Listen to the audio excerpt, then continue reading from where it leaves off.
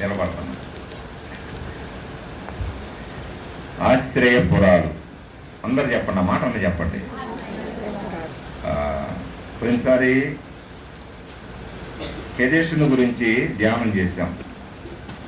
అది దేవుని పరిశుద్ధమైన స్థలం, అదే మందిరం. రెండవ వారం శక్యం అంటే భుజం, బలం. ప్రయాసపడి భారం మోసుకొనిసిన సమస్తమైన వాళ్ళ నాయకుడు అంటే అది కూడా ఆయనే. కెదేషు ఆయనదే, శక్యము కూడా ఆయనదే. ఈ ఉదయకాలం ప్రభు చిత్తమైతే రెండు దీని బైబిల్ చదవండి, చదివి ప్రార్థన చేసుకొని క్లుప్తంగా ధ్యానం చేసుకుందాం. 20వ అధ్యాయం, యెహోషువ గ్రంథం 20వ అధ్యాయం 7వ వచనం. ఒక్క వచనం చదువుతాను. 7వ వచనం. అప్పుడు వారు నఫ్తాలీయుల మన్యములోని గలిలయలో కెదెషును, ఎఫ్రామీయుల మన్యమందలి శకెమును, యూదా వంశస్థుల మన్యమందలి ఎగ్రోనను కిర్యతర్బాను ప్రతిష్టపరచరి. చిన్న ప్రార్థన చేస్తుంది. సర్వోన్నతుడా నీకు స్తోత్రాలు. సంఘం మీది, మీ స్వరక్తం సంపాదించారు నాయన. దీనిలో మీ ధర్మశాస్త్రం ఉంది, మీ నీతి శాస్త్రం ఉంది. మీ శాస్త్రాన్ని మేము మేరకుండా సహాయం చేయండి దేవా. మా కోసం బలైపోయారే, ఆ బలిలో నుంచే, రక్తంలో నుంచే సంఘాన్ని పుట్టించారే. ఆ సంఘంలో మమ్మల్ని కూడా కలిపినందుకు మీకు స్తోత్రాలు.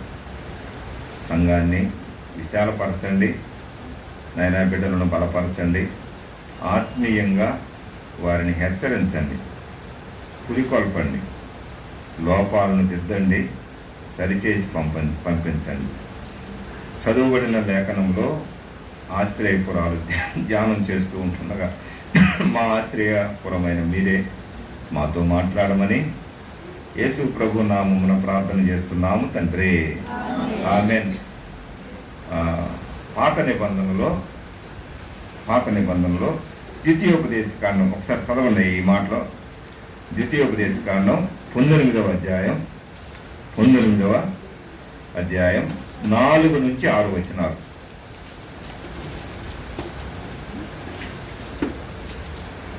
4 నుండి చదువుతున్నా చూడండి. పారిపోయి బ్రతుకగల నరహంతకుని కూర్చిన పద్ధతి ఏదనగా, ఒకడు అంతకు ముందు తన పొరుగు వాని యందు పగబట్టక పొరబాటున వాని చంపిన ఎడల, అనగా ఒకడు అక్కడ తేటగా ఇచ్చాడు, అందుకే ఆ ఉదాహరణ తీసుకుంటున్నా. చూడండి, బైబిల్ తెరవండి అందరూ చూడండి. అనగా ఒకడు చెట్లు నరుకుటకు తన పొరుగు వానితో కూడా అడవికి పోయి, చెట్లు నరుకుటకు తన చేతితో గొడ్డలి దెబ్బ వేసినప్పుడు గొడ్డలి పిడి ఊడి వాని పొరుగు వానికి తగిలి వాడు చనిపోయిన ఎడల, వాడు అంతకు ముందు తన పొరుగు వాని యందు పగబట్టలేదు కనుక వానికి మరణదండన. ఆ మాట చెప్పండి అందరూ, విధి లేదు. అయితే హత్య విషయములో ప్రతిహత్య చేయువాని మనసు కోపముతో మండుచుండగా మార్గము దూరమైనందున వాడు నరహంతకుని తరిమి వాని కలిసికొని వాని చావగొట్టక యుండునట్లు ఆ నరహంతకుడు పారిపోయి ఆ పురములలో ఒకదాని యందు జొచ్చి. ఆ మాట చెప్పండి, చూస్తే చెప్పేది, చొచ్చి బ్రతుకును. చచ్చినోడికి బ్రతికించేది ఆశ్రయపురం అంతే. అపరాధాలతో పాపాలతో చచ్చిన మనల్ని బ్రతికించాడు. అలానే నిజంగా ఒకప్పుడు ఆ గొడవలు పెట్టి అట్లానే ఉండేవి. కథలు కూడా నిజంగా జరగండొచ్చు కదా, జరిగినాయి కూడా. ఇద్దరు గొడవలు తీసుకుని వెళ్ళారు, చెట్లు నరుకుతున్నారు. మరి ఆయన ఎక్కడ నరుకుతున్నాడు, ఈయన ఎక్కడ నరుకుతున్నాడు తెలియదు.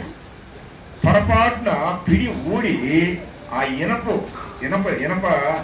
దగ్గర గొడ్డలు ఉండేది, అది పోయి అతను తగిలింది. ఎక్కడ తగిలిందో తెలియదు, తపామని చనిపోయాడు. ఇప్పుడు ఏం చేయాలి? ఇతను నేరం చేశాడా? జనాలకు నేరం చేసినట్టే, దైవికంగా నేరం కాదు కదా, కావాలని చేయలేదు కదా. మరి అతను ఏం చేయాలా? ఇతను చనిపోగానే ఇతను తరుపుకోడు వచ్చి ఇతను ఏం చేస్తారు? చంపుతారు, కొడతారు. అవసరమైతే చంపకపోయినా చంపడానికి అంత పని చేయడానికి సిద్ధపడతారు. అందుకే పొరపాటున చేసిన వాళ్ళకి మనం కూడా తెలియక ముందు అపవాది బిడ్డలంగా పుట్టాం. అబద్ధ పుటక మంది, అపవాదే మన తండ్రి. ఆ అపవాది ఏం చేస్తే చేశాం. ఇర్మియా గ్రంథం చదువుతున్నా ఇప్పుడు. నిజంగా అసలు ఆ గ్రంథం చదువుతుంటే ఒక్కొక్కసారి అంటాడు, ఏది సృష్టించని దేవుళ్ళకి ఎందుకైనా నువ్వు నొక్కుతావు అన్నాడు. సృష్టించడమే తెలియని దేవుళ్ళు గ్రంథంలో ఏంటి, మనం లోకంలో గురించి మనం మాట్లాడాం గ్రంథంలోని. అప్పుడు అర్థమైంది ఏంది అసలు ఏంది అంటే, ఇంక కొంచెం ముందుకెళ్తే అపవాది యొక్క కుమారుడు. అపవాది ఎవడని కొంచెం ఆలోచన చేస్తే, అక్క ఇటు చూడాలి అందరూ బైబుల్లో, మీరు చదువు రాను ఇటు చూడండి, చదువు వచ్చినోడు బైబుల్ చూడండి, వినేవాళ్ళు జాగ్రత్త వినండి. పిల్లలు తిరుగుతూ ఉంటారు. ఈ అంశము అర్థమైతే మనం ఎక్కడో ఆశ్రయపురానికి వెళ్ళాం. మన ఇల్లు మనం వదిలేసి పక్కింట్లో దూరితే తంతారు కదా, అంతే కదా భాష. పడతారు. నువ్వు పొరపాటుని వెళ్ళినా ఎక్కడ వెళ్ళినా ఊరుకోరు. చూడండి చెప్పాను ఇట్లా, ఇది ఏదో కల్పిస్తే మళ్ళీ ఇట్లా పోయింది. పొరపాటును చేశాడు, పొరపాటును జరిగిపోయింది. ఇప్పుడు ఏం చేయాలా? ఆ వ్యక్తి కూడా చనిపోతాడుగా. ఇద్దరు స్నేహితులే, ఇద్దరు కలిసి వెళ్ళారు, ఇద్దరు చెట్లు నరుకుతున్నారు. పొరపాటున పోయి అతన్ని తగిలింది, అతను చనిపోయాడు. ఇప్పుడు ఏం చేయి? పొరపాటున జరిగి, పొరపాటున అంతకుముందు పగబట్టక, అంతకుముందు ద్వేషం ఉంచుకోక, అంతకుముందు ఏదో పన్నాగం చేయకుండా పొరపాటున జరిగితే అతనికి మరణం విధించాలా? అందుకే మోషే ద్వారా రాశాడు, అట్లాంటి వాడికి మరణ శిక్ష లేకుండా ఒక ఆశ్రయపురాన్ని కట్టు. ఆశ్రయపురమే సంఘము. మనం కూడా ఒకప్పుడు అపవాది పిల్లలుగా పుట్టి మనం ఏం చేసాం? వాడు ఏ తంత్రం, వాడు ఏ మంత్రం పెడితే ఆ తంత్రం, వాడు ఏ తంత్రం పెడితే అదే మనం చేసాం. తెలియదు. అబద్ధాలు చెప్పమంటే చెప్పాం, కూతురు ఆడమంటే ఆడాం, డ్యాన్స్ చేయమంటే వేసాం, ఎదుగో ప్రభా దగ్గరికి వెళ్ళమంటే వెళ్ళాం. ఒకప్పుడు వెళ్ళలేదా? నేను వెళ్ళాకలే, మీరు వెళ్ళలేదు. ప్రభుని ఎరక్క ముందు వెళ్ళి వాళ్ళేదో ఒళ్ళంతా ఎరగబడుతుంటే వీళ్ళంతా శరీరాన్ని పాడు చేసుకుని వస్తారు. ఇదంతా జరిగేది అదే జాతర, తిరునాళ్ళ కదండి. అర్థం చేసుకోండి. అసలు వాటి ముఖం కూడా చూడకూడదు మనం. ఇప్పుడు ప్రభువుని నమ్మాం కాబట్టి. ఒకప్పుడు అవి చేసాము, అవన్నీ తిరిగాము. ఎప్పుడైతే అపరాధాలతో పాపాలతో సత్యామని మనం ఒప్పుకున్నామో ప్రభు ఏం చేశాడు? మనల్ని బ్రతికించాడు. ఆ బ్రతికించిన పురమే ఆశ్రయపురం. పొరపాటును చేశాం కాబట్టి ఇప్పుడు పొరపాటు లేదు. ఇక ఏది చేసినా కావాలని చేసినట్టే. నా ఇష్టం వచ్చిన సన్నిధికి నేను వెళ్తానంటే నువ్వు కావాలని చేస్తున్నావు. నా ఇష్టం వచ్చిన దగ్గరికి నేను వెళ్తానంటే నువ్వు కావాలని చేస్తున్నావు. ఆ భర్తను వదిలేసి ఈ భర్తను చేశాడు. ఏ భర్త? ఆ భర్త అంటే భర్త అంటే మిమ్మల్ని అంటున్నాను కదమ్మా. ఆ భర్త అంటే పెళ్లి భర్త. ఆయనే రక్తాన్ని కార్చినటువంటి ఆయన్ని వదిలేసి రక్తమేం కారకుండా మోసం చేసేటువంటి అపవాది దగ్గరికి వెళ్తున్నాం. అర్థం చేసుకో, చాలా జాగ్రత్తగా వినాలా. ఇప్పుడు ఈ ఆశ్రయపురం పేరు వినండి జాగ్రత్తగా. చూడండి, మూడో వచనం ఏమనుంది? హెబ్రోను ఏంటిదంట? హెబ్రోను అను చెప్పండి, అమ్మాట చెప్పండి. కిరియా తర్బాను. ఆ హెబ్రోన్కి ఇంకొక పేరు హెబ్రోన్. మనం చాలా వింటాం కదా. భక్త సింగ్ గారు పెట్టినటువంటి పేరు. అసలు బైబిల్ పేరేలే, భక్త సింగ్ గారు కాదని. ఆయన మంచి భక్తుడు, ఆయన ఏమనం. ఆయన సహవాసం మన దగ్గర ఉంటే మనం బాగు. ఎందుకని అర్థం చేసుకోండి. సంతమాగులూరులో 10 సంవత్సరాలు పనిచేస్తూ ఉంటే మహనయీముకి వెళ్ళేవాడు. ఏమో అర్థం కాలేదు మీకు. ఎబినేజర్ గారు తెలుసా? అది అంటారు. గుడిసెలో ఉన్నాం. అక్క ఉన్నాయి ఇక్కడ, మాతో సహవాసం, అక్కతో సహవాసం చేశాం అందరం. ఇప్పుడు మందిరం ఏర్పాటైంది, వేరే విషయం. అక్కడే ఆ ఊరి చివర ఒక ఉద్యోగస్తులు హెబ్రోన్ అంటే దానిలో పోయేవాళ్ళు ఏమంటలా అర్థం చేసుకోండి. అక్కడ కట్టి మా దగ్గరకు వచ్చాడు ఒకసారి. మీరు కూడా ఉద్యోగస్తులు కదండి, నేను ఉద్యోగాన్ని మానుకొని చేస్తున్నామంటే నేను అప్పుడు అన్నాను, అన్న మాటలే అన్న ఉద్యోగమేగా, ఎబ్నేజర్ అన్న కూడా ఉద్యోగమే కదా. మరి మేము మౌనకం వచ్చామన్నాడు. ఎందుకు ఎట్లా అని తీస్తే మిలిటరీలో చేసినప్పుడు ఏదో ఒకటి ఉంటుంది కదా, దాన్ని ఏమంటారు, 7 సంవత్సరాలని 14 సంవత్సరాలు రాసుకుంటారు. అది పూర్తయి వచ్చేసాడు. దాన్ని రిజైన్ చేయడం అందరూ ఏమంటారు చెప్పండి, రిటైర్ అయ్యారు. తక్కువలోనే రిటైర్ అవుతారు, మళ్ళీ కావాలని ఇంకొక ఉద్యోగం ఇస్తారు ప్రభుత్వం వాళ్ళు.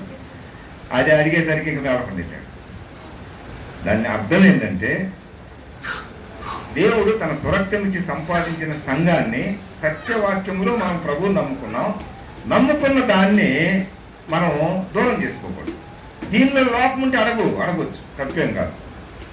లోపం కలిగిన సంఘమా, సంఘం లోపం ఎప్పుడైతే మనలో లోపం ఉంటే సంఘం లోపమైంది. ఒక్క విషం కొట్టి ఏం చేసింది, మొత్తం అంతటిని పాడు చేసింది. ఆకాను ఒక్కడు తప్పు చేశాడు, యెహోషువ పోరాడుతున్నాడు. అన్నా కత్తి తీసుకో కత్తి తీసుకో పోరాడదామంటే యెహోషువ అన్నాడు, మీరు పోయిరండి అబ్బాయి, నేను రాళ్ళే, చిన్నది చిన్న పట్టణం అంటే ఒకడేమో దొంగతనం చేస్తూ ఉంటాడు, ఒకడేం చేస్తున్నాడు, పాపం చేస్తూ ఉంటాడు. ఏందయ్యా అంటే పోయినోడు తెచ్చారంట అన్నాడు. మన భాష చెబుతున్నా, యెహోషువ గుండె పగిలిపోయింది. అరే ఎరుకో లాంటి పెద్ద పట్టణాన్నే మనం గెలిచాం, అంత పెద్ద పట్టణాన్ని దేవుడు మనకిస్తే ఈ చిన్న పట్టణం అనుకున్నావు ఏంది, ఎందుకు గెలవలేకపోయామంటే వాళ్ళంట వేరే చోటకి వెళ్తున్నారంట. ఇంకదే ఎట్లా వెళ్తున్నారు, ఆడేదో మాకే పెడతారు, 10 రూపాయలు ఇస్తే చాలు, అన్నం పెడితే చాలు కడుపుకి, తిండి బోతుల్లాగా తయారయ్యి మాట్లాడండి. నాయి కాదు. యెహోషువ ఏడుస్తున్నాడు, అయ్యా ఏందయ్యా అంటే, యెహోషువతో దేవుడు అంటున్నాడు, మీలో ఒకడున్నాడు. ఎంతమంది? లక్షల మందిలో ఎంతమంది ఉన్నారు? ఒక్కడున్నాడు, వాడి పేరు ఏకాను, ఆకాను. చెప్పండి అమ్మా, మీరు నేర్చుకోవాలి వాక్యం. ఏకాను, ఆకాను ఉన్నాడు. ఆడి పరిస్థితి ఏందో చూడమంటే పిలిస్తే ఊరుకుంటాడా? అబ్బాయి నువ్వు తప్పు చేసావని ఊరుకుంటాడా? ఊరుకోరుగా. అందుకని సమాజం మొత్తాన్ని ఏర్పాటు చేసి, అబ్బాయి మీరు వాళ్ళందరూ రండిరా, అప్పుడన్నా సమాజం ఎదుటి ఒప్పుకుంటారంటే అప్పుడు ఆకారం వచ్చి అంటున్నాడు, నేను నిజంగా చేశానంట. నిజంగా ఎక్కడి నుంచి రావట్లా, ఎక్కడి నుంచి రాలేదు, హృదయంలో నుంచి రాలా. ఎట్లా తెలుసు? పరిశుద్ధాత్మతో ప్రేరేపణతో ఉన్నటువంటి యెహోషువ అర్థం చేసుకున్నాడు, ఇది చేసుకెళ్ళి సాగు పట్టంటారా అన్నాడు. ఏసారి రాళ్ళు తీసుకొని అది ఆకాను లోయ అయిపోయింది. ఇప్పుడు కూడా ఉందంట. అది ఏదైనా డబ్బులుంటే వెళ్ళండి, వినండి అమ్మ, సంఘములో అది దేవునిది. ఇదిగో ఇక్కడ హెబ్రోను అంటే అది ఒక పేరు, అది సహవాసం. ఏంటి చెప్పండి, అర్థం చేసుకున్నాం. ఇక్కడ చూడండి, హెబ్రోను అను కిరియతర్బా. ఏంటిది? ఇది యోధా వంశస్థులకి. యోధా వంశస్థులు ఏం చేస్తారు? యోధా వంశస్థులు ఏం చేస్తారండి? యోధా అంటే స్తుతించుట, యోధా అంటే దేవుణ్ణి గణపరచుట, యోధా అంటే దేవునికి దగ్గరగా ఉండుట. ఇవన్నీ వద్దు కానీ ఒక మాట చదువుకుందాం. చూడండి, 1 కొరింథీ పత్రిక 15వ అధ్యాయం 33వ వచనం. త్వరగా చదవాలి. ఎక్కడికి వెళ్తున్నాం చెప్పండి ఇప్పుడు. అమ్మా నిద్రపోయే వాళ్ళు లేచి చెప్పాలా. ఎక్కడికి వెళ్తున్నాం? ఏంది చెప్పరు? ఎక్కడికి వెళ్తున్నాం? పేపర్ లీక్ చేశా కదా. ఎక్కడికి? హెబ్రోనికి అని అందరూ మళ్ళా ఇక్కడ నుండి హెబ్రోనికి వెళ్ళారు. అది కాదు దాని అర్థం. హెబ్రోను అంటే సహవాసం. ఎక్కడికి? సహవాసం. వెళ్దామా? ఇప్పుడు చదవండి 1 కొరింథీ పత్రిక 15వ అధ్యాయం 33వ వచనం చదవండి. దుష్ట సాంగత్యము. అబ్బా ఏ మాట అండి అది? మనం ఎక్కడ పడితే అక్కడ పోవటం కాదు. ఒక మాట ముందుగానే హెచ్చరిస్తున్నాడు. కొరింథీయులకు రాసినటువంటి 1 పత్రిక 15వ అధ్యాయంలో 33వ వచనంలో 32లో చెబుతున్నాడు, అయ్యా ఎఫెసీ సంఘంలో మృగాలు ఉన్నాయి, వాటితో పోరాడాను అని చెప్పుకుంటూ 33లో ఏమన్నాడు చూడండి. మోసపోకుడి. ఏముంది? ఏం చేయకూడదు? ఆడ బాగుందిరా, తండ్రి సన్నిధి భలే ఉంటుంది, కుమారుడి సన్నిధి ఇంకొకటి పెడతారు, ఆడ బాగానే ఉంటుంది, భలే ఉంటాయండి జంక్ ఫుడ్లన్నీ. అక్కడక్కడ మీటింగ్ వెళ్ళి పోవద్దంటలా, భలే ఉన్నట్టు ఉంటాయి. జంక్ ఫుడ్ కూడా తింటే ఎట్లా ఉంటుంది, ఫాస్ట్ ఫుడ్ కదా, ఇంకా ఆ ఫుడ్ కంటే తింటే ఎట్లా ఉంటుంది, నోటికి భలే రుచిగా ఉంటుంది. ఆ తర్వాత ఉంటుంది అరక్క, మళ్ళా డాక్టర్ దగ్గరికి వెళ్ళి చాలా జాగ్రత్తగానండి. జంక్ ఫుడ్లు, ఫాస్ట్ ఫుడ్ లాంటి మీటింగులు. ఇక్కడ ఇచ్చేది సాధారణమైన అన్నం, నీకు బలాన్ని ఇచ్చే అన్నం, నీ ఆరోగ్యాన్ని ఇచ్చే అన్నం, నీకు ఆరోగ్యకరమైన బోధ, నీ గురించి ప్రార్థన చేస్తారు. అక్కడ ఎవరు, నువ్వెవరో ఎవరు తెలిసిద్దండి. అర్థం చేసుకోండి. మన ఊర్లో మన ఇంట్లో మనం రాజులమే. మన ఊర్లో మనం తెలియాలని రూల్ ఏముంది, లేదు కదా. అర్థం చేసుకోండి. చదువుదాం. ఏమంటున్నాడు, మోసపోకుడి. ఏం చేయకూడదు అంటే మనం ఏమవుతాం, విశ్వాసులమైన మనం కూడా కొన్నిసార్లు ఏమవుతాం, మోసపోతాం. మోసపోవద్దు అని ఇంకో మాట చెబుతున్నాడు. దుష్ట సాంగత్యం. ఏ సాంగత్యం? వాళ్ళు దుష్టులు అంటలా, అది సాంగత్యం. ఆ సహవాసం, దుష్ట సాంగత్యం మంచి నడవడిని కూడా ఏం చేసింది, చెప్పేసింది. అంటే 6 నెలలు అటు చేసావంటే వీడు వాళ్ళు వీళ్ళు అయిపోతారు. చాలా వరకు వీళ్ళు వాళ్ళు అవ్వాల్సింది వాళ్ళు వీళ్ళు. ఎందుకని ఇక్కడ ఇంజక్షన్ ఉంది, ఇక్కడ ఏముంది, బిళ్ళలు ఉన్నాయి, ఇక్కడ ఏముంది, డాక్టర్ ఉన్నాడు.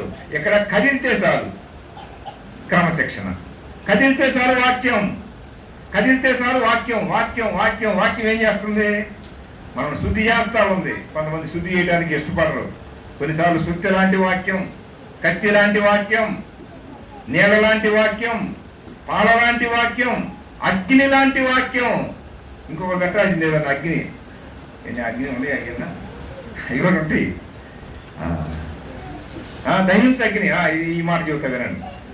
15 సంవత్సరాల క్రితం చాలా జాగ్రత్తగా వినండి. ఇవన్నీ జరిగినాయే చెప్పడానికి ఇష్టపడతాం. మా ఊళ్ళో ఆరాధనకి వెళ్ళాం. ఇంటికి వెళ్ళేసరికి అదే దహించ అగ్ని అని ఒక క్యాలెండర్ పెట్టింది మా అమ్మ. ఏంటంటే నాకు అర్థం కాల. క్యాలెండర్ ఒకళ్ళు ఇస్తారు. ఆయన ప్రతి సంవత్సరం వచ్చి ఇళ్ళు తిరిగి ఇదిగో క్యాలెండర్ అమ్మ ఊరకనే అని ప్రార్థన చేసి కొంత సొమ్ము ఏదో వసూలు చేసుకుంటే అది పోతున్నాడు. మనకు తెలియదు, మనం అంతా అబ్జర్వ్ చేయలేం కదా. ఉద్యోగం చేసుకుంటాం, ఆదివారం వెళ్తాం, మధ్య కూడికి వెళ్తాం, వీళ్ళేమో చెప్పట్లా. వాళ్ళంతా మన సంఘస్తులే. ఏంటంటే అందరికి క్యాలెండర్ తగిలిచ్చాడు. అందరికి ఏం తగిలిచ్చాడు, తగిలిచ్చాడు. నేను పోయేసరికి మా ఇంటి దగ్గర ఉన్నాడు ఆరాధన. ఆ రోజు ఆదివారం. మరి ఆరాధన మానుకొని ఎందుకు వచ్చాడు నాకు తెలియదు. పోగానే ఫలానా తెలుసండి, మేమే పారేసాం అయ్యేది అన్నాడు. ఆ తల్లిని పారేసింది మేము ఆ సంఘంలో. పారేసావా, ఎట్లా పారేసావు, నీ అడ్రస్ ఏంది, ఇదంతా అడిగేసరికి పరా. ఏంది తల్లి, స్త్రీలు ముఖ్యంగా మోసపోతారు. తెల్ల బట్టలు వేసుకొని వచ్చేవాడు. ఏంటంటే ఛానాల మీద జరుగుతుంది అన్నయ్య అనుకుంటూ వచ్చింది ఒక సిస్టర్.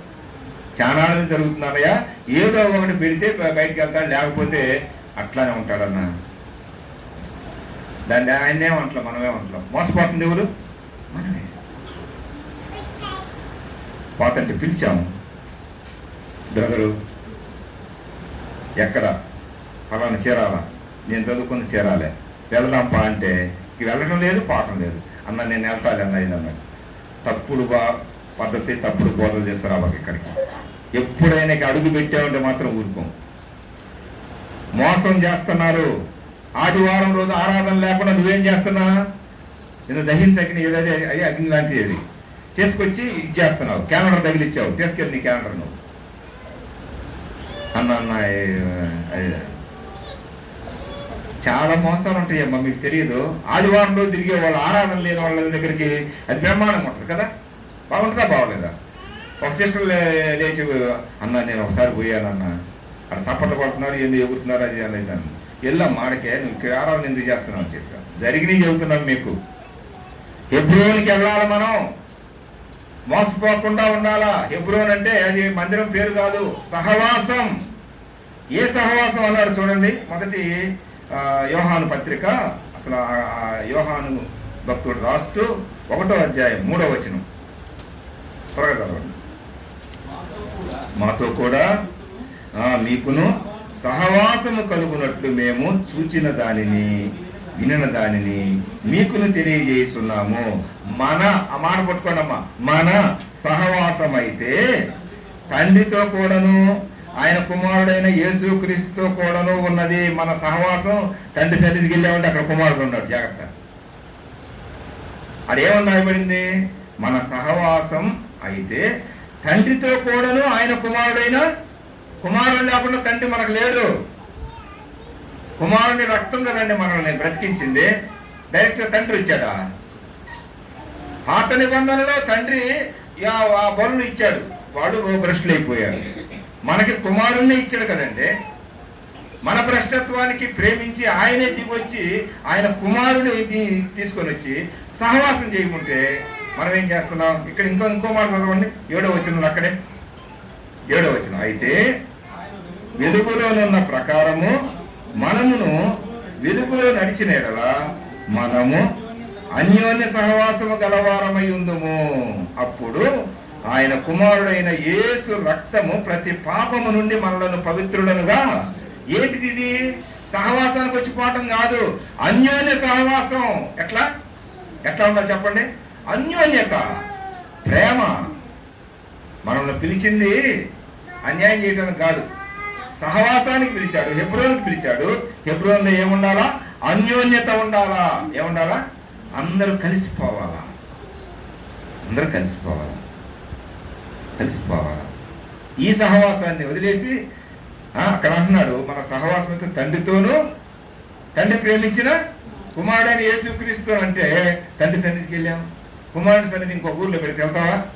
అసలు ఈ రోడ్డును వద్దులే, పరిశుద్ధాత్మ పెడతారు. పెట్టుకోవటంలో వాళ్ళేమంటలా, మనం మోసపోయే విషయంలో చెబుతున్నాం. మనం ఎట్లా మోసపోతున్నాం? ఎన్ని విధాలు మోసపోయాం అర్థం చేసుకోండి. సహవాసాలు వేరే హిమ్మని ఒకటి పెట్టి ధైర్యంగా చెబుతున్నా, మీరు ఏమన్నా అనుకోండి. మోసం చేయలేదా? హిమ్మని తెలియదా? ఎందుకు తెలియనట్టుగా ఉంటున్నారా? మెడలో కూడా పెట్టుంటారు. ఎప్పుడైతే అన్న నాకు ఫోన్ చేస్తే, అన్న ఈ ఒక్కటి నేను నీకు సహకరించను, నాకు అది దూరం. నా ఫ్రెండ్ ఆయన, కళ్ళు పోయిన ఆయన, గుడ్డి ఆయన, అయినా కానీ ఈ విషయాల్లో దూరంగా ఉంటానని చెప్పాను. మీకు ఎన్నిసార్లు చెప్పాను. అది మోసం కాదా? ఏదైనా అర్థం చెప్తున్నారా? మోసపోయి కూడా మేము మోసపోవాలని చెబుతారనమాట. మీరు ఏళ్ళలో కొంతమంది ఉండొచ్చు, నాకు తెలియదు. ఉంటే అది మీరే భరించండి. అట్లా ఉంటే ఈ మోసం అంటే ఎక్కడో ఉండదో, చిన్నదే. నా బండి దింపి నిలేసా బ్రదర్ని, ఆయన నేను బాగు చేయాలి. ప్రపంచం మొత్తం ఆయన బాగు చేస్తే ఆయన బాగు చేయాల్సి తప్పేముంది? సత్యం సత్యమే కదా, వాక్యం వాక్యమే. మన సహవాసం అయితే అన్యోన్యత కోసం. ఇంకో మాట చదువుకున్నాం. 1 కొరింథీ పత్రిక 3వ అధ్యాయం 9వ వచనం. తీయండి, బైబిల్ వచ్చిన తీయండి. జత పని వారం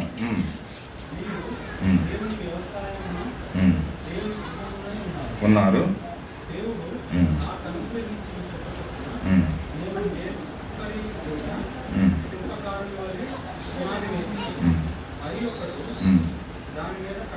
మూడు 9 అని చదువుతుంది. 1 కొరింథీ 3:9. మేము దేవుని జత పని. సహవాసం అంటే ఏం చెప్పండి? ఒకరు చేసుకుపోతారా? ఒకరికొకరు చేస్తారండి. జత పని, హెబ్రోను సహవాసం, అన్యోన్య సహవాసం, జంట. దీనిలో ఎంత మధురం ఉందండి. హెబ్రోనులో సహవాసం, హెబ్రోనులో అన్యోన్యత, హెబ్రోనులో కలిసి కూడుకోవటం, హెబ్రోనులో రొట్టె విరవటం, హెబ్రోనులో ఆ పాత్రను తీసుకోవటం, హెబ్రోనులో ప్రార్థన, హెబ్రోనులో కన్నీటి ప్రార్థన, హెబ్రోనులో ఉపవాసం, హెబ్రోనులో మీటింగులు. హెబ్రోన్ అంటే ఏమనుకోబాకండి, మన సహవాసం. ఏంటి మన మంత్రం పేరు? బేత్లెహేమ్. ఇది కాకుండా నాకు తెలియక నేను వేరే కొట్టించా, అవి ఫుల్ స్టాప్ పెట్టామని పక్కన పెట్టేశాను. ఏంటంటే ఇది మన సహవాసం చెప్పండి.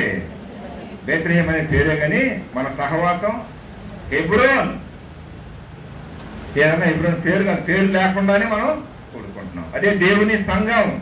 ఇంకో మాట చదువుకున్నాం చూడండి,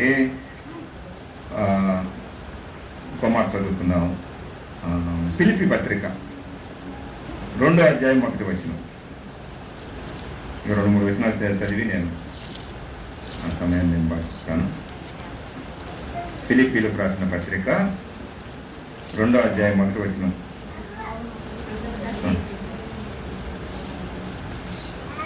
అమ్మమ్మ వాక్యం వైపు తిరగండి కొంచెం. ఫిలిప్పీలు దొరకలేదా? 2వ అధ్యాయం 1. కావున క్రీస్తునందు ఏ హెచ్చరిక అయినను, ప్రేమ వలన ఆదరణ అయినను, ఆత్మయందు ఏ సహవాసమైనను, ఏ దయారసమైనను, వాత్సల్యమైనను ఉన్న ఎడల మీరు ఏక మనస్కులగునట్లుగా ఏక ప్రేమ కలిగి ఏకభావము గలవారుగా ఉండి ఒక్కదాని యందే మనసుంచుసు నా సంతోషమును సంపూర్ణము చేయండి. ఓ ఫిలిప్పీలో ఉన్న విశ్వాసులారా, పరిశుద్ధులారా అనే పౌలు రాస్తున్నాడు. ఏంటంటే ఇక్కడ ఆత్మయందు ఏ సహవాసం, ఆ సహవాసములో ఆత్మ నడిపింపు ఉండాలా. ఏముండాలా? శరీరం నడిపింపు కాదు. కొరింథీలో శరీరం నడిపిస్తున్నారు. శరీరులే, ప్రకృతి సంబంధులే, శరీర సంబంధులే, ఆత్మ సంబంధులే. ఒకసారి మాట్లాడుకుందాం. నువ్వు శరీర సంబంధం అయితే ఆత్మ నీలో పనిచేయదు. నువ్వు ప్రకృతి సంబంధం అయితే అసలు మందిరానికే రావు. లోకంలో ఉన్న ప్రకృతిని ప్రేమిస్తావు, దాన్ని పూజ చేస్తావు, అది చేసుకుంటావు. శరీర సంబంధిగా ఈ లోనికి వస్తావు, కానీ శరీర క్రియలు స్పష్టమై ఉన్నాయి. ఎన్నో ఉన్నాయండి, చాలా విచారకరమైనవి కదండి. వాటన్నిటి తీసేస్తే అప్పుడు ఫలాలు, ప్రేమ అనేటువంటి ఆత్మ ఫలం ఏమనగా అవన్నీ ఫలాలు అన్నిటి కలిపి ఒక ఫ్రూట్గా చెప్పాడు. ఆత్మ ఫలం అన్నాడుగా ఫలాలు అన్న. ఆత్మీయంగా ఏమన్నాడండి? సహవాసం, ఆత్మ, చదువయ్యా 2. కావున క్రీస్తునందు ఏ హెచ్చరికైనను, ప్రేమ వలన ఆదరణ అయినను, ఆత్మయందు, అది ఆత్మయందు ఏ సహవాసం, ఆత్మయందు ఆత్మ నడిపింపులో, సహవాసములో, అన్యోన్యతలో, ఈ కూడుకోవటంలో మనం మానుకోకూడదు. కొందరు మానుకున్నట్టుగా మాట్లాడండి. మానుకోకూడదు. దేనికి మానుకోకూడదు? అసలు సంఘం ఇట్లా ఉంది, ఇట్లా ఎత్తబడితే ఎట్లా ఉంటుంది? ఆనందంగా ఉంటుంది కదా. దేవుని వాక్యం వింటా, మీరు చెప్పుకుంటా, మేము అందరం సహవాసం చేస్తా, పాటలు పాడుకుంటా, ఆరాధన చేసుకుంటా కదండి. హెచ్చరిక మాటలు, పురికొలుపు మాటలు, ఆత్మీయ మాటలు చెప్పుకుంటా ఈ సహవాసంలో ఆనందిస్తూ ఉంటే అక్కడ దేవుడు ఘోర ఊదాడు అనుకోండి, ఆకాశ మధ్యంలో, అది మధ్య ఆకాశంలో ఎంతబడింది అనుకోండి, ఎట్లా ఉంటుంది? మన బహుమానాలు మిగులుగా వస్తాయి. ఏమంటాయి చెప్పండి? అద్భుతమైనటువంటి బహుమానాలు ఉంటాయి. సహవాసములో ఆత్మీయత ఉండాలి. చూడండి, హెబ్రోనును కిరియతర్బాను. ఇంకో మాట చదువుకుందామా? ఇంకో మాట చదువుతారా? 2వ సమూయేలు గ్రంథం 2వ అధ్యాయం 24వ వచనం. అందరూ బైబుల్ 2వ సమూయేలు 2వ అధ్యాయం 24వ వచనం. ఇక్కడే కొంచెం దగ్గరలో ఉంది. 2వ సమూయేలు 2వ అధ్యాయం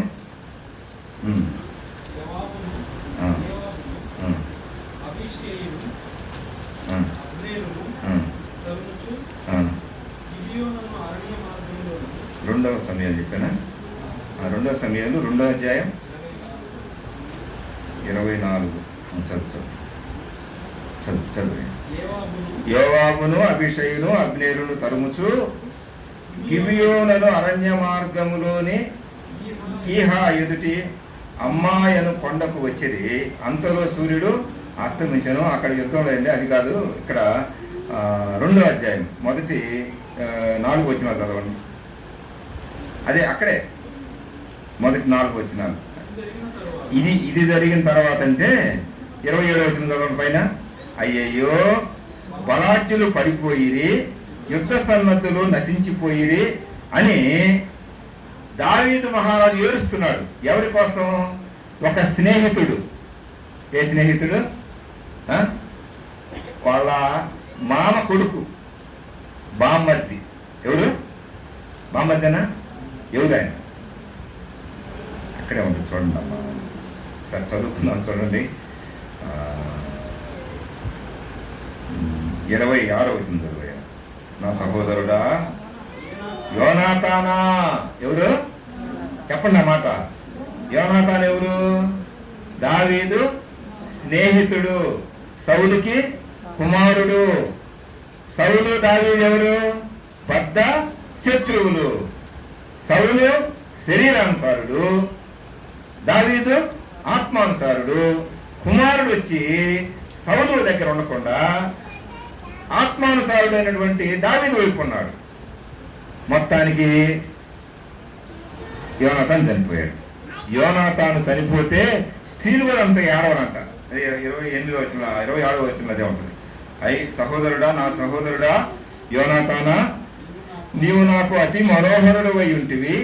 నీ నిమిత్తము నేను బహు శోకము నందుచున్నాను. నా యందు నీకున్న ప్రేమ బహు వింతైనది. స్త్రీలు చూపు ప్రేమ కంటెను అది అధికమైనది. అయ్యయ్యో, బలాఢ్యులు పడిపోయిరి, యుద్ధ సన్నద్ధులు ఎన్ని దావీదు చూస్తూ చూస్తూ ఎంతమందో పడిపోయారు కదా, పడిపోయారని ఏడుస్తూ అంటున్నాడు. ఇప్పుడు చదువయ్యా 2వ అధ్యాయం. ఇది జరిగిన తరువాత యోదా పట్టణములలోనికి నేను పోదునా అని దావీదు యెహోవా యొద్ద విచారణ చేయడానికి నా వైపు వినడమ్మా. దావీదు స్నేహితుడు చచ్చిపోయాడు. ఎంత స్నేహితుడు అంటే దావీదుని కూడా తప్పించాడు. యోనాతాను తండ్రి ఈటి ఇసురుతుంటే, అయ్యా ఈటి ఇసురుతాడు బాబు అని చెప్పాడు, వెళ్ళిపోయాడు. బాణాలు వేసి దూరంగా తప్పించారు. ఈ పాఠాలు వేరుగా ఉంటాయి.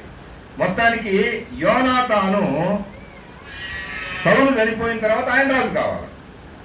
కానీ ప్రాణ స్నేహితుల్లో ఉన్నటువంటి దైవత్వాన్ని చూశాడు. ప్రాణ స్నేహితుల్లో ఉన్నటువంటి యెహోవా దగ్గర ఉన్నటువంటి ఆ అనుబంధాన్ని చూసి యోనాతాను శరీర సంబంధమైనటువంటి ఆ తండ్రి సౌలు విడిచి ఆత్మ సంబంధమైనటువంటి దావీదు దగ్గరకు చేరుతా ఉన్నాడు. సమాచారం మాట్లాడుకుంటా ఉన్నారు. ఎంతో సహవాసం చేశారు. ఆ సహవాసం చేస్తే మొత్తానికి యోనాతాను అది విచిత్రంగా చనిపోతాడు. అది ఈసారి పాఠంలో చెప్పుకున్నాం. దావీదు వాళ్ళ యొక్క సైన్యాన్ని చంపుతారు. వాళ్ళల్లో ఇల్లీగల్ దాని గురించి పొద్దులే, దాన్ని వేరే. చనిపోతే దావీదు ఏడుస్తున్నాడు, అయ్యా అయ్యా యోనాతానా యోనాతానా ఏడుస్తూ ఏడుస్తూ. అప్పుడు దేవుని సన్నిధికి వెళ్ళాడు. యెహోవా సన్నిధికి వెళ్ళి అంటున్నాడు, చూడండి, నేను యోదా పట్టణములలోనికి నేను పోదునా అని దావీదు యెహోవా యొక్క విచారణ చేయగా పోవచ్చునని యెహోవా అతనికి సెలవిచ్చాడు. ఇప్పుడు చదువు. నేను పోవలసిన స్థలం ఏదని దావీదు మనవి చేయగా, అమ్మా వినండి, ఆ మాట అండర్లైన్ చేసుకోండి.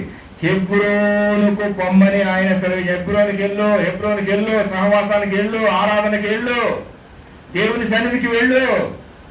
దేవుడే మాట్లాడుతున్నాడు. ఎక్కడ పోదాం, నేను ఇంత బాధలో ఉన్నా, రాజకుమారుడు నా స్నేహితుడు చచ్చిపోయాడు, నేను ఏడవ లేకుండా ఉన్నాను, ఎక్కువ వేడిస్తే మళ్ళీ ఇబ్బంది, ఆ బాధలో ఉన్నటువంటి నేను ఎక్కడికి వెళ్ళాలయ్యా అంటే దేవుడు ఏం చెబుతున్నాడు? వెళ్ళొచ్చునా అన్నాడు, వెళ్ళు అన్నాడు. ఎక్కడికి వెళ్ళాలన్నాడు? ఇప్పుడు ఇట్లా వెళ్దాం, ఎవరి చెరువు వస్తున్నాం అనుకోండి, మన సహవాసం వచ్చిన తర్వాత మనం ఏం చేయాలా? వెతుక్కుంటా రావాలా లేదా? ఇప్పుడు మీరు ఇంకో పట్టణానికి వెళ్ళారనుకోండి, చిరమూరిపేట వెళ్ళారనుకోండి, అందరిని అటు పంపిస్తున్నాను ఈరోజు.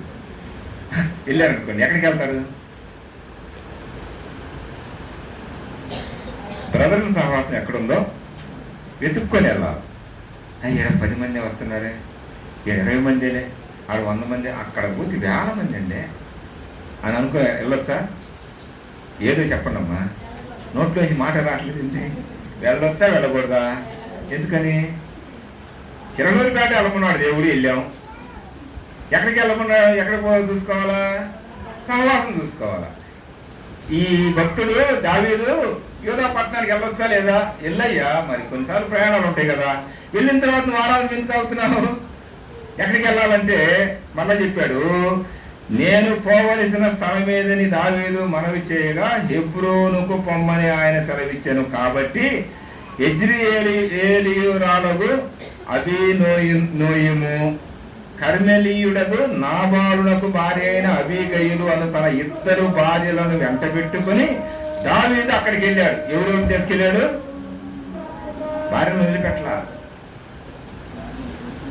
వాళ్ళు కూడా తీసుకెళ్ళాడు. వెళ్ళి ఏమంటున్నారు చూడండి, పోయాను. మరియు దావీదు తన యొద్దనున్న వారిని అందరినీ వారి వారి ఇంటి వారిని తోడుకొని వచ్చాను. ఇంకేమంటున్నాడు చదువు, వీరు హెబ్రోను గ్రామములలో కాపురముండిరి. ఈ ఊళ్ళో ఎవరెవరు ఉన్నారు, ఈ ఊళ్ళో ఎవరెవరు ఉన్నారు, ఈ బంధువులంతా, నమ్ముకున్న వాళ్ళంతా, సహవాసానికి వచ్చేవాళ్ళు ఎవరు అని విచారణ చేశాడు. రాజు కదా, విచారణ చేశాడు. ఎక్కడికి పోవాలి అంటే యోధాపట్నం. యోధాపట్నం పోయినాక ఎక్కడికి పోవాలి? చాలా ఉండయే మందిరాలు, చాలా ఉండయే సంఘాలు. ఇంటికో సంఘం పెట్టుకునే దినాలు వచ్చేసి, భయంకరమైన దినాలు మనం చూస్తూ ఉన్నాం. కొంచెం గిట్టకపోతే చాలు చూసుకోవటం, కలుసుకోవటం, ఇయే కదండి, లేవా? చాలా జాగ్రత్తగా ఉంటాం మనం. దావీదు వాళ్ళందరినీ తీసుకెళ్ళి అంతటి యోధావారు అక్కడికి వచ్చి యోధావారి మీద రాజుగా దావీదును పట్టాభిషేకం చేయ. అయ్యో నువ్వు మంచోడు అయ్యా, నువ్వు దేవుని సన్నిధికి వచ్చావు, సహవాసానికి వచ్చావు, అన్యోని సహవాసానికి వచ్చావు, హెబ్రోనుకి వచ్చావు. ఎక్కడికి వచ్చావు? హెబ్రోనుకి వచ్చావు. యోధా పట్టణంలో చాలా ఉంది. ఎక్కడికి వచ్చాడు? ఆ గ్రామ వాసులందరినీ, పట్టణ వాసులందరినీ సమకూర్చుకొని సహవాసానికి వచ్చాడు. ఎందుకు? ఆరాధన చేయడానికి. ఇప్పుడైతే మనం ఈ ఆరాధన చేస్తున్నాం లేదు. వాళ్ళు ఏం చేసేవాడు? గోళ్ళు అర్పించేవాడు పాత నిబంధన ప్రకారం. అంతే వాళ్ళు చేసేది. హెబ్రోనుని మానుకుంటే మోసపోతాం. నాకు అదే చదివించారు కొరింథీ మొదటి పత్రికలో. హెబ్రోనుకు దూరం అయితే మనకి ఏమైంది? మోసపోతాం. మనందరం మనమే మోసపోతాం. అయ్యయ్యో అంటాం. తర్వాత ఆ మోసానికి ఏమైంది? మూల్యం చెల్లించుకోవాలి లేదా? మన ఈ మధ్య వాట్సాప్ ఒకటి వచ్చింది. ఒక ఆయన రిటైర్ అయ్యారంటే ఎక్కడ ఎంఈఓ, ఎక్కడ కనిగిరిలోనే, ఎక్కడ రిటైర్డ్ ఎంఈఓ. ఆయనకి ఎవరో ఫోన్ చేశారు, ఏమండి మీ మీద ఐటీ వాళ్ళు దాడులు చేస్తున్నారు అంటే మొత్తం ఇచ్చారు. వాళ్ళు డబ్బులన్నీ కాజేశారు. కాజేసిన తర్వాత మీ కుమారులు ఉన్నారు అది అంటే చాలాక వాళ్ళ కుమారుడికి ఫోన్ చేశారంట.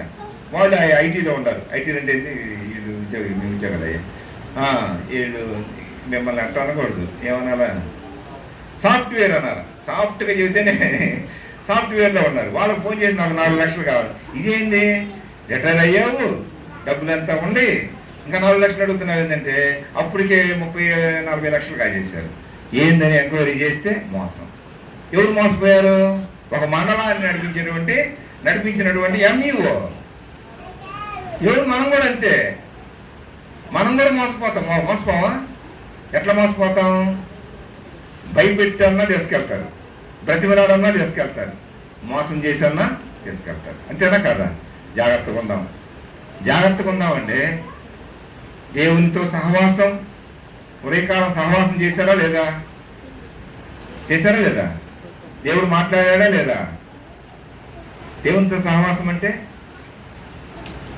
దేవుణ్ణి అడిగారా లేదా? ప్రార్థన చేశారా లేదా? ఉదయం లేచి ప్రార్థనతో అయిపోయింది కదా. వాక్యం చదివారా లేదా? వాక్యం చదవకపోతే దేవుడు మాట్లాడటో, ఎవరో ఒక మాటని వెళ్ళిపోతూ ఉంటాం. ఆ సన్నిధికి ఈ సన్నిధికి ఎడుగు దోసినప్పుడు యాసిగిట్ వెళ్తాము. దేవుణ్ణి మనం అడుగుతాం, లేచయ్యా నన్ను కాపాడావు, నీకు కృతజ్ఞత తెలియజేస్తున్నాను, ఈ దినమంతా ఇక నేను ఆరాధన చేస్తాను, అది చేస్తానని మన ఇంట్లో నన్ను అడిగిన తర్వాత బైబిల్ తెరువురా బాబు అంటాడు దేవుడు. తిరిగి చదువుతా ఉన్నప్పుడు ఆయన ఏం చేస్తాడు? మనతో మాట్లాడటం. దేవుడు మాట్లాడటం ఏదో కళలతో మాట్లాడటం ఈ కాదు. ఈ దర్శనాలు, ఈ కళలు, వీటన్నిటికంటే వేకువ చుక్క లాంటి వాక్యం ఉందని బైబిల్ పేతురు చెబుతున్నాడు, భక్తుడు చెబుతున్నాడు. కళల వలన, స్వప్నాల వలన, ఆ కొండ మీద చూసినటువంటి ఆ రూపాంతర ప్రక్రియ ఈ కాదు. వాటన్నిటికంటే మాకు ఏముంది? ఇప్పుడు ఏముంది చెప్పండి? వేకువ చుక్క లాంటి వాక్యం, దేవుని సన్నిధిలో వాక్యం మనల్ని ఏం చేసింది? నడిపిస్తూ ఉంటది, సహవాసానికి పిలిచిన వాడు నమ్మదగిన వాడు. ఎవరు పిలిస్తే వాళ్ళు పోతే ప్రయోజనం ఏముంది? ఎక్కడికి వచ్చాం? సహవాసానికి వచ్చాం. ఎప్పుడు వచ్చాం? ఆలస్యంగా వచ్చామయ్యా. మనం ఒప్పుకున్నాం. ఒక ఆలస్యంగా వస్తే, ముందే వచ్చాం, ధైర్యంగా చెబుతాం కదా. అర్థం చేసుకోండి, సహవాసం చాలా ముఖ్యం. దీన్ని వదలకూడదు. మన ఇంట్లో మన బిడ్డలతో సహవాసం లేకపోతే బిడ్డలు ఏమైపోతారు? అర్థం చేసుకోండి. మన ఇల్లు కూడా చిన్న సంఘమే. ఆ ఇళ్ళన్నీ ఇక్కడికి వచ్చి ఇది పెద్ద సంఘం. ఇట్లాంటి సంఘాలు ప్రపంచంలో ఎన్ని కలిస్తే సార్వత్రిక సంఘం. ఇల్లు సంఘం అని మళ్ళీ అనుకున్నారు. ఇంటికి ఇక్కడ తేడా ఉంటుంది మళ్ళీ అంతా అనుకో బాగుంది. ఇంట్లో కూడా పవిత్రంగా ఉండాలని దాని అర్థం.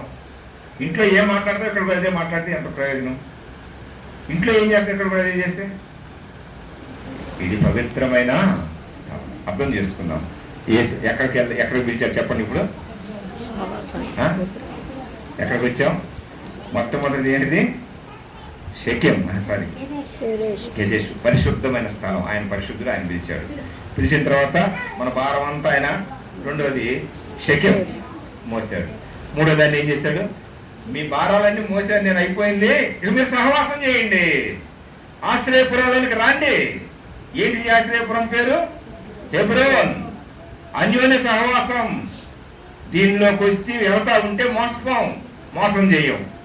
మోసపోతున్నామంటే బైబుల్ చదువు, ఆయన మాటేనో ఎవరో మాట్లాడటం. దీన్ని ఏమంటారు? మరి కొంచెం బాగాలేకపోతే మనం ఏం చేసాం? వస్తే గడగడ ఉనికారు, తలుపులు కూడా వేసుకున్నారు. నిజం చెప్పండి, ఎందుకని? ఎవరు వెంబడిద్దో ఎవరు వీకిద్దని భయం. కానీ ఆమె ఎవరు అన్నారు, ఆ వాళ్ళ మీదకి వెళ్తుంది, కానీ వేరే వాళ్ళ మీదకి వెళ్ళినట్టుగా నాకు అందుకు ఇన్ఫర్మేషన్ లేదు.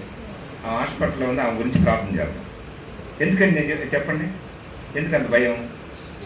ఆమెతో సహవాసం చేయొచ్చుగా, రోజు ఉన్నామే కదా, ఎందుకని చేయం? మెంటల్గా అప్సెట్ అయిపోయింది. ఇది కూడా అంతే. బైబుల్ చదవకపోతే వాళ్ళు ఏం చెప్పిందే నిజంగా ఉంటుంది, వీళ్ళు చెప్పిందే నిజంగా ఉంటుంది. నిజంగా ఉండదా? ఏది అబద్ధం? అంతా వాక్యమే, అంతా అదే అన్నట్టుగా ఉంటుంది. సత్యవాక్యం కావాలి, అమూల్యమైన రక్తం కావాలి. పాత నిబంధనలో 5 రకాలైనటువంటి బలుల్లో 3 రకాల జంతువులు, 2 రకాల పక్షులు, వాటిల్లో ఏమి లేదు, అమూల్యత లేదు. అందుకే యేసు ప్రభు ఈ లోకానికి వచ్చి 5 రకాల బలుల్ని ఒకే ఒక బలితో, అది మానవుని యొక్క బలి, అమూల్యమైన రక్తాన్ని మనకి ఇచ్చాడు, అమూల్యమైన శరీరాన్ని ఇచ్చాడు, అమూల్యమైన విశ్వాసానికి పిలిచాడండి, అమూల్యమైన సంఘానికి దేవుడు తన స్వరక్తం ఇచ్చి సంపాదించింది. ఈ సంఘం ఎట్లా ఏర్పడిందని? ఇతర దేశాల్లో బాప్టిస్టు ఏమనుకోబాకండి, లోదరులు ఎన్ని మతాలకి సంబంధించి తాగినోళ్ళు వాక్యం చెబుతూ ఉంటే వాళ్ళలో నుంచి బయటకు వచ్చి మనంతా బ్రదరం, మనంతా సహవాసం చేద్దాం అని వీళ్ళంతా ఏం చేశారు? బ్రదర్లను మూవ్మెంట్ చేశారు. అందుకే ఇక్కడ బైబుల్ ప్రకారం నడవడానికి ఎక్కువ అవకాశం ఉంటుంది. పూర్తిగా నడుస్తున్నారని మేము ఎవరు సంపూర్ణం లేరు, నేర్చుకుంటా ఉన్నాం అంతరంగంగా. ఇంకా చెప్పాలంటే అంతర ప్రక్రియ మనలో జరుగుతూ ఉండాలి. ఈరోజు ఏదైనా తప్పు చేస్తే రేపటి చేయకుండా ఉండాలి. అదే కదండి హెబ్రీయులకు రాసిన పత్రిక, రోమీయులకు రాసిన పత్రిక 12వ అధ్యాయం ఉంటుంది. లోన ప్రక్రియ జరుగుతూ ఉంటే ఈ శరీరం ఇవన్నీ.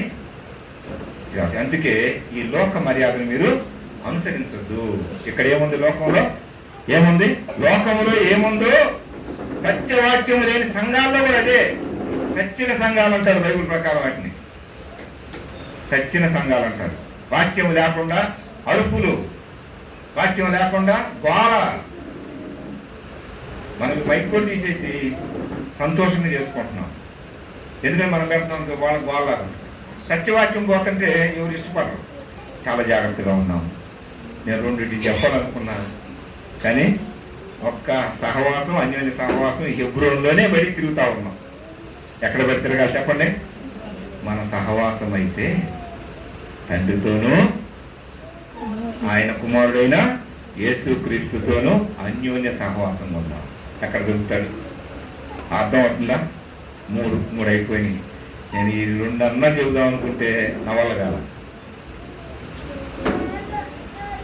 అర్థం చేసుకున్నాను. ఈ స్థలంలో దొరకంది ఏమో చెప్పండి? ఏది లేదు. మనసు నిలపాలా, ప్రార్థన చేయాలా, అడగాల.